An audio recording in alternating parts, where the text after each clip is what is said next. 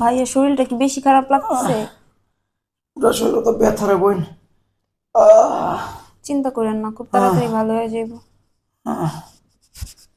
নেহা, কি ব্যাপার, তুমি চলে আসছো? অফিসে যাও নাই?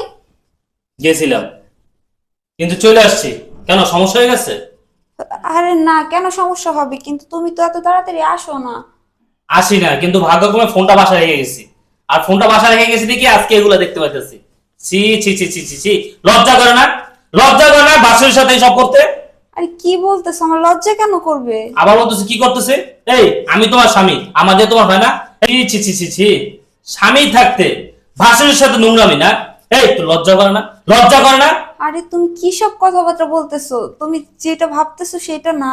আমি কি ভাবতেছি? আমার চোখে যেটা দেখতেছি এটা কি ভুল? হ্যাঁ, আমি যেটা আয়সা দেখতেছি এটা কি ভুল? তুমি বোঝার চেষ্টা করো, তুমি যেরকমটা ভাবতেছো এরকম কোনো কিছুই না। কি বুঝবো? তুই একটা চরিত্রহীন, তুই একটা নোংরা। এই, আমাদের তো হয় না? আমাদের তো হয় না? এই, কতদিন ধরে চলতেছে এগুলা? ভাসুরের সাথে এগুলো কতদিন ধরে চলতেছে?